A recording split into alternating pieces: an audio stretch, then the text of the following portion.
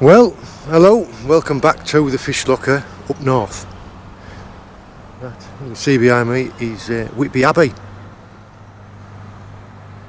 It's an incredible abbey, that. I mean, I grew up in this local area. It's fate has brought me back to my ancestral home. I'm going to have a little bit of a walk around. I'm going to talk to you a little bit about some of the things around here, and then we're going to go for a walk along the beach. That actual abbey there, that one was built in the 13 and 1400s and was shut down by, I think it was King Henry VIII when he dissolved the monasteries. But there has been an abbey there for since about 600 AD. So to put that in perspective for the viewers that we have in America, there'd been an abbey there for 1,000 years before Columbus discovered America. Just to put that in perspective for you. Go and have a walk, see what else we can find. Looking up behind me, St Mary's Church on top of East Cliff of Whitby, and there's Whitby behind me. Up onto West Cliff, down by the Fish Quay, looking down into the main old town. Don't know if you can see the Grand Turk, the old ship in the middle. There's a lot of history here in this little town. I mean, it was a whaling town at one point. It's got a big fishing history. It's this little beach here that you can see behind me, Tateel Beach. Bram Stoker actually wrote the original Dracula whilst staying here in Whitby, and that beach features in it. So every single vampire film or book you've ever seen or heard of, Twilight, all that, it all started here. The guy wrote the original one here in Whitby and featured that beach. We're at the top now of the 199 steps. We'll make our way down there and then go onto the beach.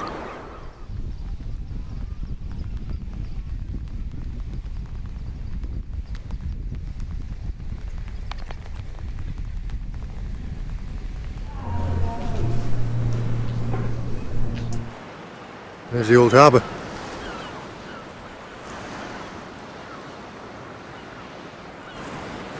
See up on the cliff there, that's where we were a minute ago. This is Tateel Beach. Yeah, as the story went, from the original Dracula, an old Russian ship that was being shipwrecked on the rocks was steered into the harbour and beached itself on here. And there was a creature on board that turned itself into a dog, jumped off the ship and ran up the steps. So the story goes. Just a piece worth noting for any of the people that continue to watch the channel. You'll notice these crab pots behind.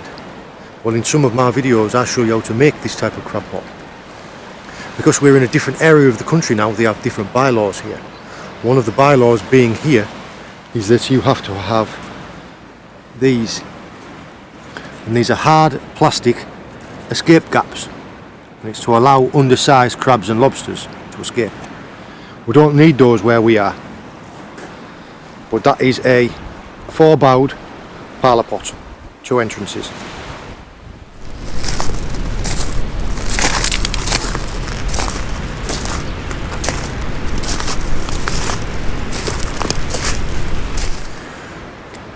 One of the things that's always worth keeping your eye out for when you're walking along the beaches around here on this area of coast, and there's another thing that Whitby is very famous for, is jet.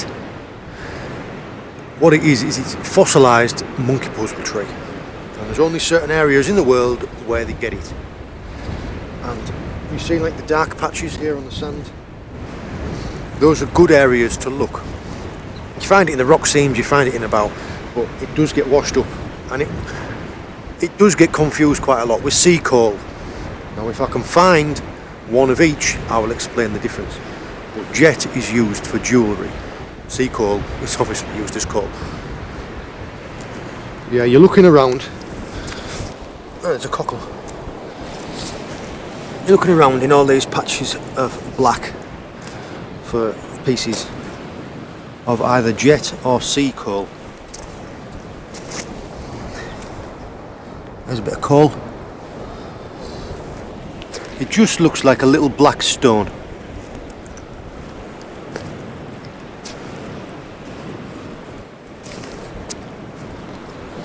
Look, a live cockle.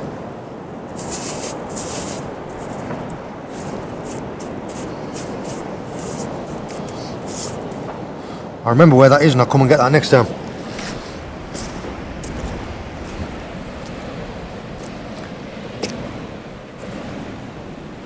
Right, we've come along the beach and we've come across to the other side.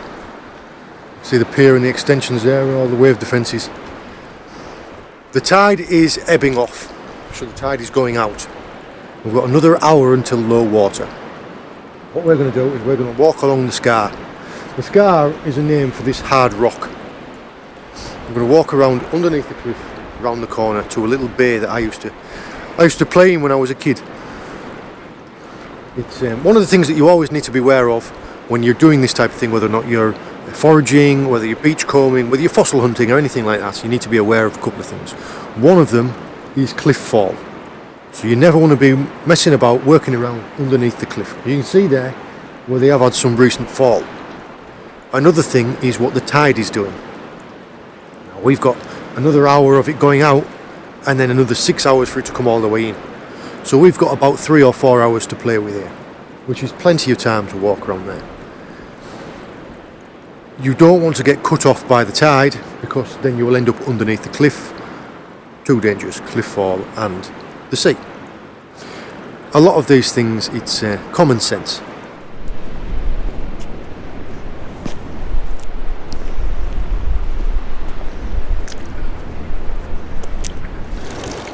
These are more of the areas where you can find jet.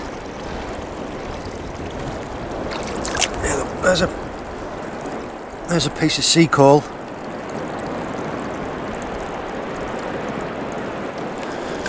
It looks very similar.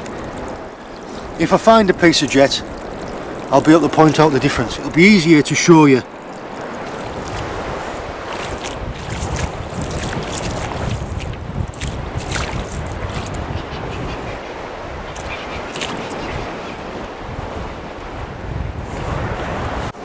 There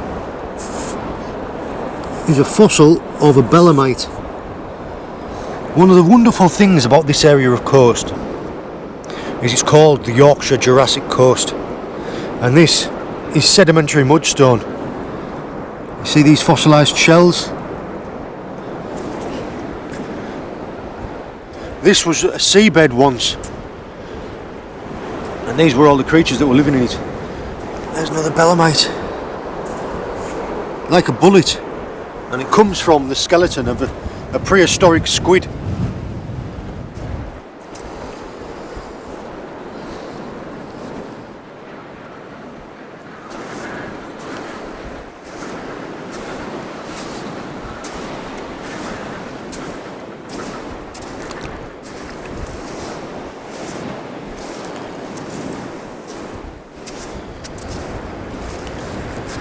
There's a load of kelp fronds that have all been torn up by the rough weather and washed in. It's always interesting to have a look inside of here because you never know what you might find. I've found octopus before, lump suckerfish.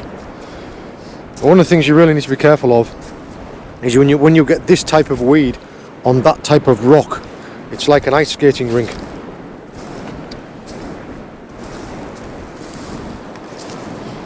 Most of this is big kelp fronds. They anchor themselves down and sit up in the waves like this. They're actually very high in iodine. In the olden days they used to harvest kelp and boil it down for the iodine content.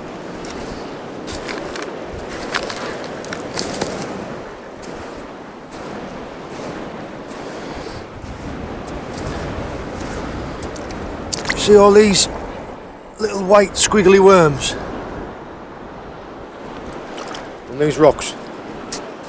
These rocks have come from deeper out. These rocks have come from out there and the waves will have turned them in.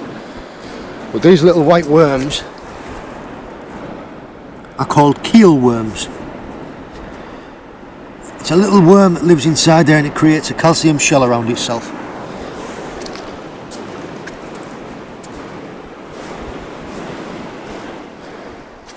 Here is another deposit. mostly all coal. It's a piece of coal.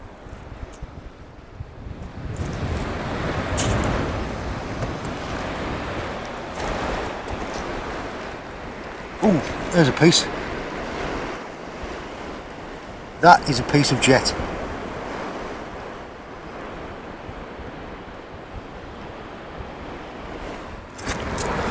You can understand now why I was saying that it was difficult to explain between the two, because they do look very similar, don't they? I'll put these in my pocket, and when they've dried out I'll be able to show you easier. Oh, there's another piece.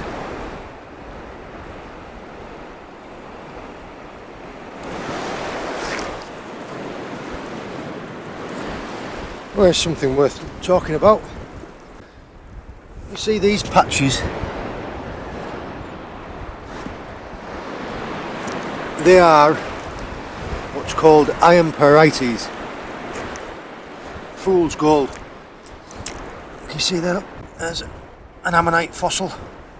There's another one. It's a fossilised. There's a creature called a nautilus, and it's shaped like a Swiss roll. Well, that was a fossilised creature of those. And these little deposits of gold iron pyrites. I have a friend who's a geologist, and he explained it to me in this way. Oh look, there's a big piece of fossilised branch. He said that these little pieces of fool's gold, back when these were all living creatures. There's another belemnite, like a bullet. Back when all these creatures were alive, it was a very harsh environment, very toxic environment. And there was a bacteria that lived in this environment, and the iron pyrites is from the sulphur produced from those toxic environment bacteria. I always think this type of thing's fascinating. We used to try really hard when we were kids to get these out, and no matter how many times you tried, they'd always end up breaking.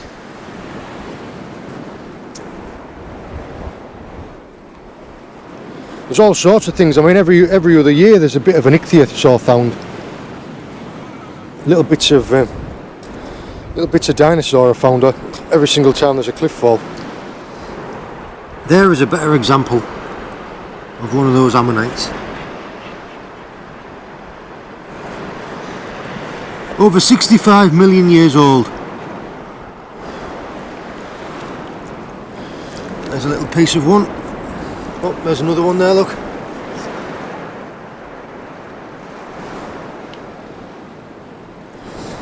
You tend to find them in little beds.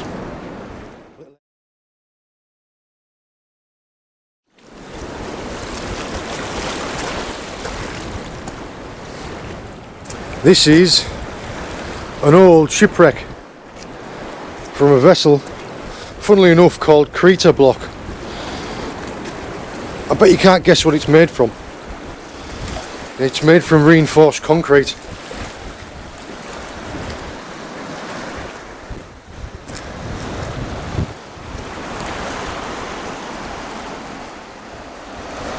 And it was from the First World War, when they didn't have an awful lot of materials to make ships, so they were making them out of concrete and reinforcing it.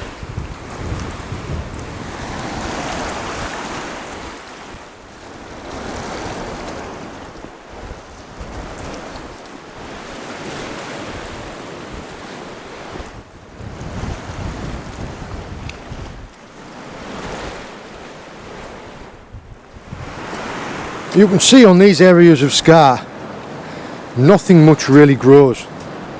This mudstone as well, it's not very strong at all. It breaks up very easily, so there's not an awful lot that can attach to it. As soon as you get like a piece of seaweed like that and it pulls, usually just pulls it out. But you've got some fernweeds. I think these are serrated racks. This pink stuff down here, there's a couple of types we get here. There's sea flax, and this is elongated coral weed.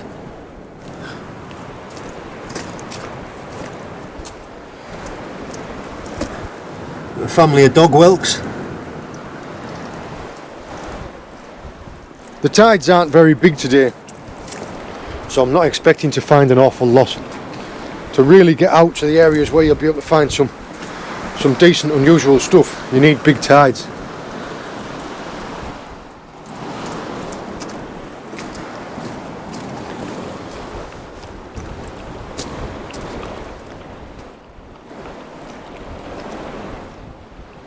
Oh. Can anybody else see the face there?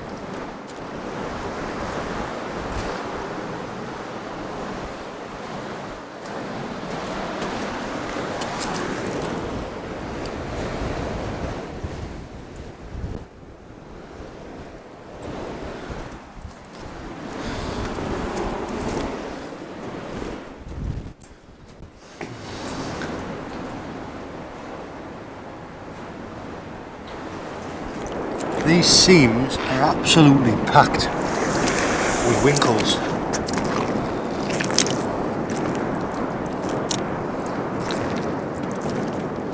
They're everywhere you look.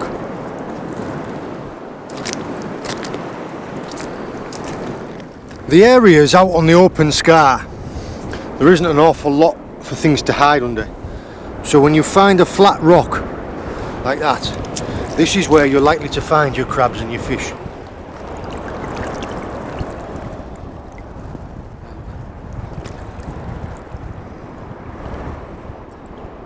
The baby edible crab.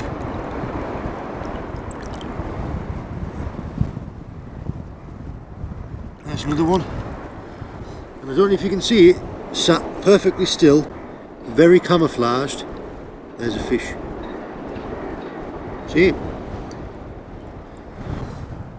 On the underside of the rock, we've got two lovely little sea urchins.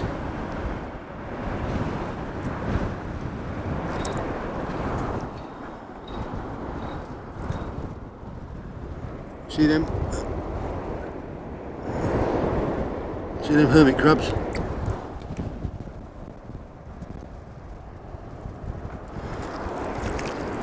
It's one of the things as well, if you ever turn a rock over, you need to be very careful and put it back, because that's where those creatures live.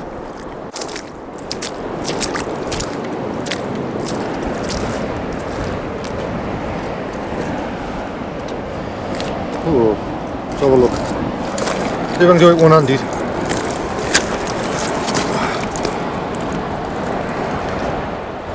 Quite a few little fish.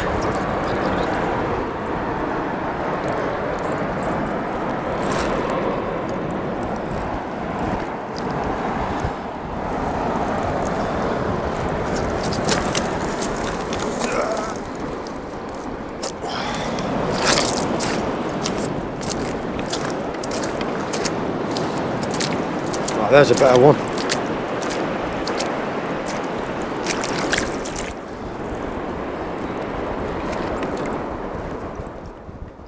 There's a couple of fish. There's another sea scorpion. A baby edible crab. And I think I've got a couple of fish underneath my foot. There's a little common blenny.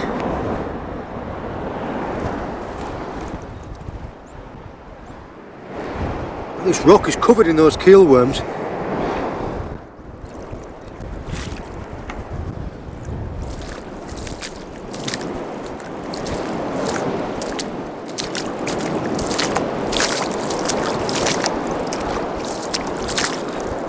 Oh, there's a I was going to say a baby whelk, but it's got a crab living inside of it.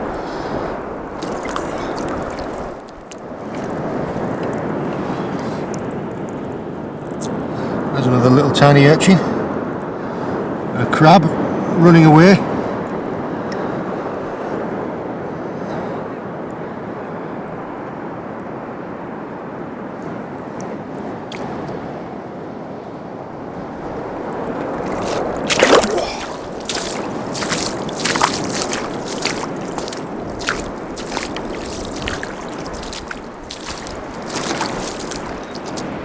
To make tracks, we're going to go over there to the cove.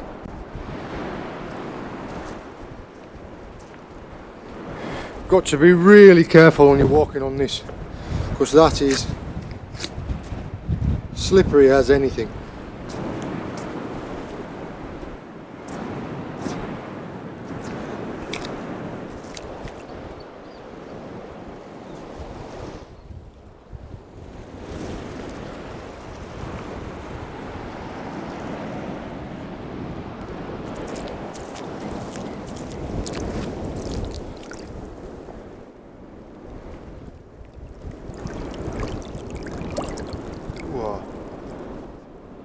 A big fish there, isn't there? Look, see the size of that guy.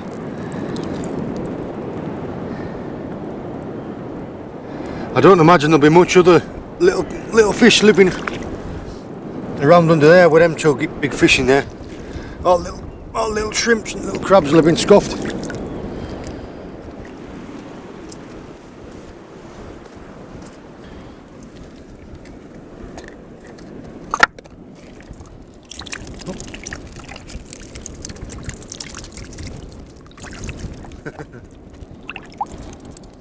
That is a beautifully coloured shore rockling.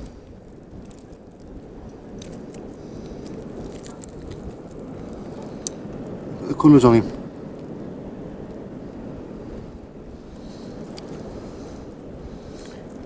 Took him back under that rock there.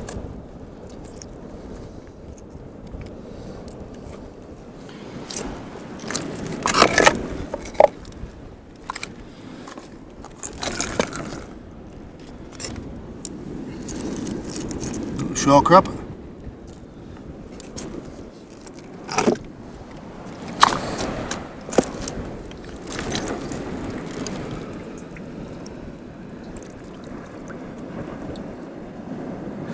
When he calms down. There's a lot of little bits of stones and sand that didn't used to be here, which has filled in a lot of the. Oh, there's a beautiful. That is lovely. See that brittle star there?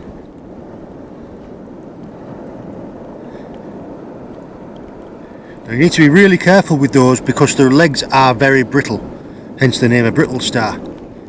Try and pick it up too rough and you just break its legs off.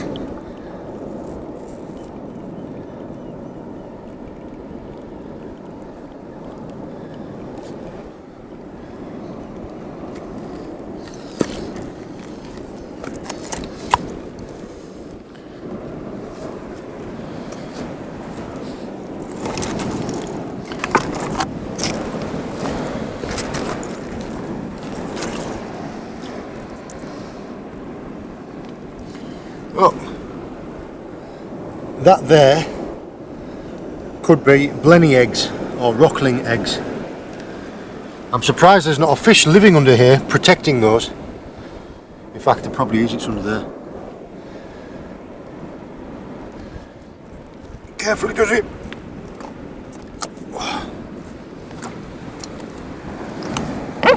There's a big one.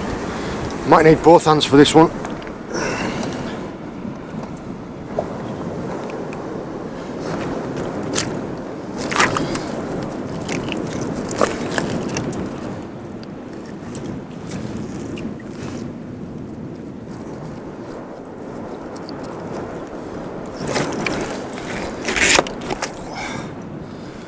Decent sized shore crab. He's a male. You can see because he has a narrow apron.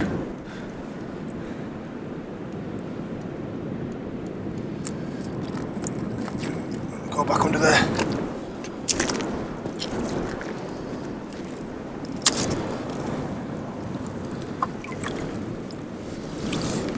Oh look. There is a little edible crab.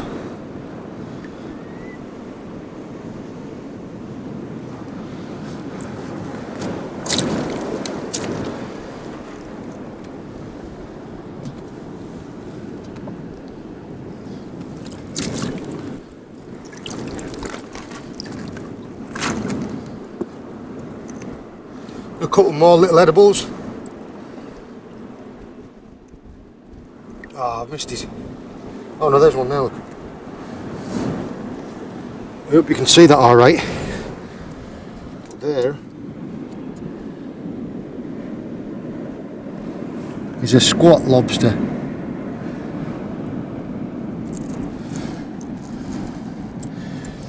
He was staying really still because he thought I hadn't seen him.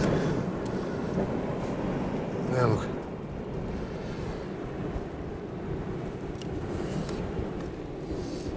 They're fast when they get going.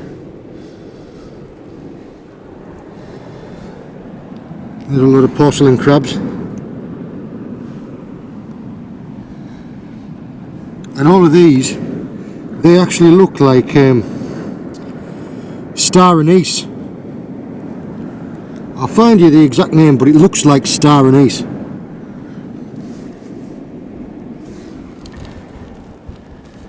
All that life under one rock. Let's tuck that crab back under there.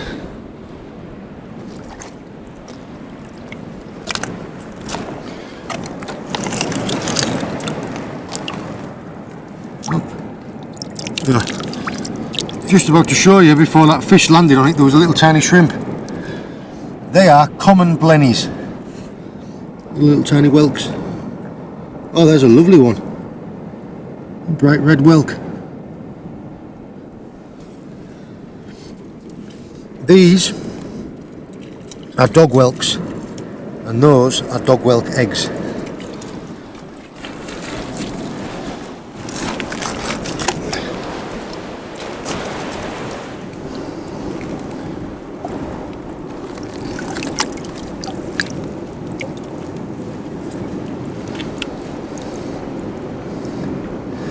Whole colonies of little tiny porcelain crabs.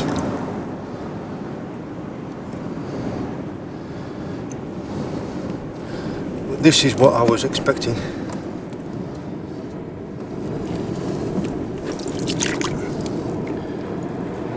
Can you see them? Two perfectly camouflaged. There's one. There's one, of course. The other one there. See what I mean about the sand? It didn't all used to be here. That must have come in the last lot of storms.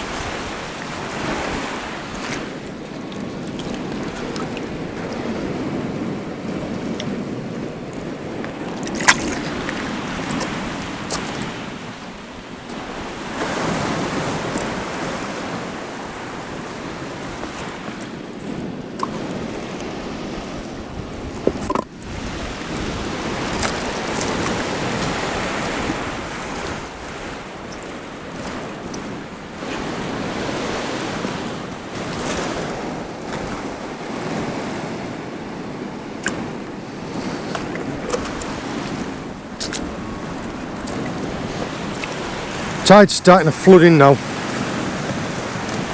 had a nice walk. It's about 3/4 of an hour after low water, so the tide's coming in now. We're going to make our way up the beach, up the cliff. But yeah, this is where I started. This is where I used to play as a child with my brothers and sisters and my cousins. I always used to find these quite interesting. I've just spotted one there. It is a bright red winkle. Look, this is what they're normally like. Every now and again you get a bright red one. If anybody knows why that happens, I don't. If anybody knows why this happens, you occasionally get a bright red one, please let me know.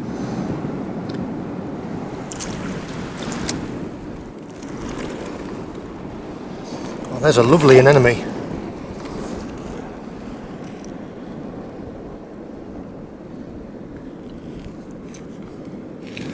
It holds out these tentacles, and if like a little shrimp or a little fish gets caught into one, it draws them all into the centre.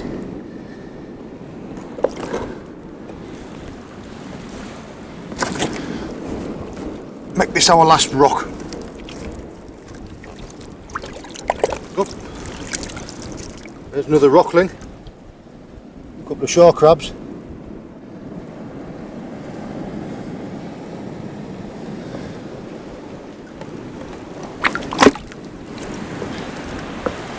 Start heading back up there now before tide comes in.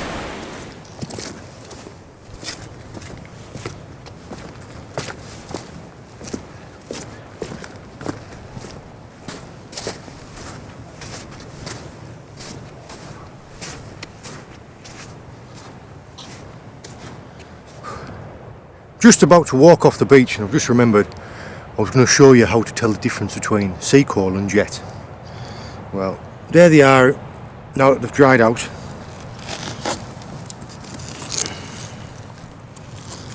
Right.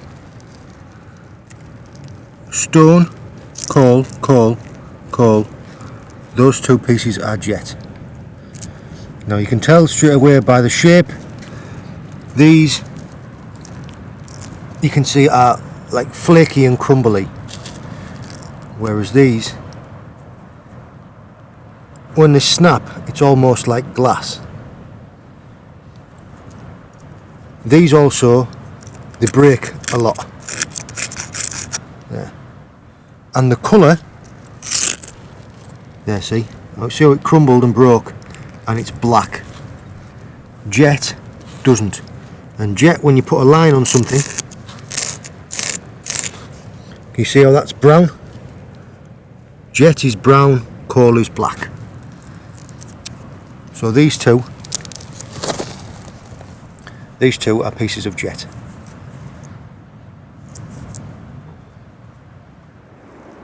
Well, this is it. This is the area of coast that started me on my journey, my passion for marine life, my passion for being outside. This is where it started. From being a little kid, being 6, 8 years old, all the way through growing up, playing on these areas today that I've shown you, little bits of cliff and under the scar and in these rock pools, with my brothers and sisters and my cousins. It's unbelievable how much has changed in the last 5, 6 years. So it's been probably 8, 9 years since I've been back to this little bit of coast.